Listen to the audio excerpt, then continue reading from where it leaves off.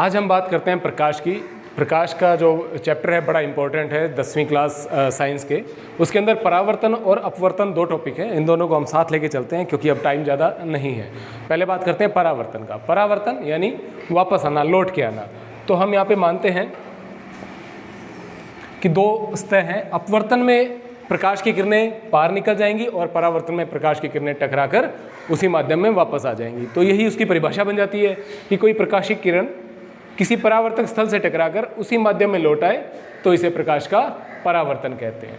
अपवर्तन पे आते हैं तो वही बात हो जाएगी, प्रकाश की कोई प्रकाशिक किरण किसी सतह से टकराकर एक माध्यम से दूसरे माध्यम में प्रवेश करती है तो अपने मार्ग से विचलित हो जाती है, इसे हम प्रकाश का अपवर्तन कहते हैं। मैं दोनों को एक साथ इसलिए लेके चल रहा हूँ कि काफ़ी सिमिलरिटी है दोनों में। सबसे पहले इसको हम बात करते हैं तो इसे हम कहते हैं आपतित किरण, ठीक है, इंसिडेंट रे। ये आपतित किरण है यानी आने वाली किरण, तो इधर भी यही हो जाएगी आपतित किरण। ये है परावर्तित किरण यानी रिफ्लेक्टेड रे, और यहाँ हो जाएगी अपवर्तित किरण यानी रिफ्रैक्टेड रे।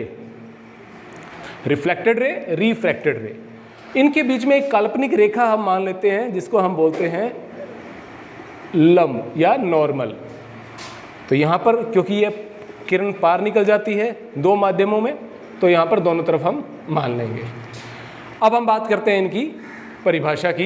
तो इसमें क्या कहते हैं कि परावर्तन क्या है कि कोई आपतित किरण किसी परावर्तक स्थल से टकराकर वापस उसी माध्यम में लौट जाए तो उसे प्रकाश का परावर्तन कहते हैं।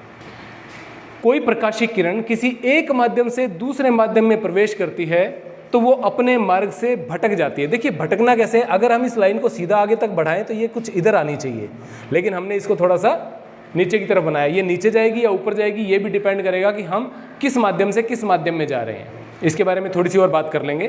तो ये हो गई दोनों की परिभाषा कि प्रकाशिक किरण एक किसी परावर्तक स्थल पर टकराकर उसी माध्यम में लौट जाए तो उसे प्रकाश का परावर्तन कहते हैं।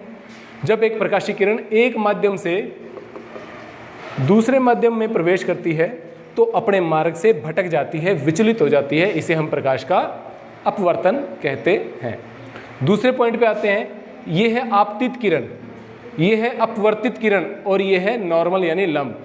तो आपतित किरण, अपवर्तित किरण और नॉर्मल तीनों एक ही बिंदु पर, सतह के एक ही बिंदु पर मिलते हैं। इधर करते हैं बात आपतित किरण, अपवर्तित किरण और नॉर्मल यानी लंब सतह के एक ही बिंदु पर मिलते हैं।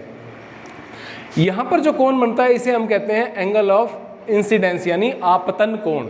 यहाँ पर जो कोण बनता है इसे हम बोलते हैं एंगल ऑफ रिफ्लेक्शन यानी परावर्तन कोण।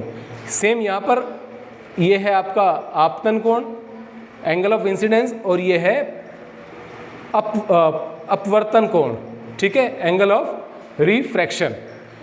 यहाँ पर दूसरा नियम क्या कहता है? दूसरा नियम कहता है कि angle of incidence is always equal to angle of reflection, यानी आपतन कोण सदैव बराबर होगा परावर्तन कोण के। यहाँ पर स्नेल का नियम लगता है। स्नेल का नियम क्या कहता है कि दोनों की साइन जया, sine i upon sine r, sine जया सदैव कांस्टेंट रहती है। इनका अनुपात हमेशा स्थिरांक रहता है, निश्चित रहता है, बदलता नहीं है। ये नियम दिया था स्नेल ने, तो ये अलग से और पूछा जाता है आपसे, स्नेल नियम, स्नेल नियम। तो ये है परावर्तन, ये है अपवर्तन।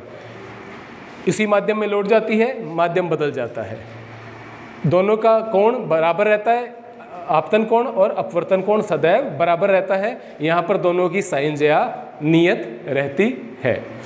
उसके बाद आगे बात करते हैं कि अपवर्तन जिससे होता है उन्हें हम दर्पण कहते हैं और परावर्तन जिनसे होता है उन्हें हम लेंस कहते हैं। तो यहाँ पर दो उत्तल दर्पण और अवतल दर्पण, उत्तल और अवतल। यहाँ पर लेंस में भी उत्तल और अवतल। अब देखिए ये बेसिक चीज़ है कि उत्तल दर्पण कौन सा होता है। उत्तल, अगर दर्पण की बात करें तो उत्तल दर्पण वो होता है जो प्रकाशिक किरणों को फैला देता है और अवतल दर्पण प्रकाशिक किरणों को इकट्ठा करता है। यहाँ पर लेंस में बात करें तो उत्तल लेंस वो लेंस है जो प्रकाशीय किरणों को इकट्ठा करता है और अवतल लेंस प्रकाशीय किरणों को फैला देता है। इन दोनों के अंदर परावर्तन और अपवर्तन कैसा होगा ये हम अगली क्लास में बात करेंगे। धन्यवाद।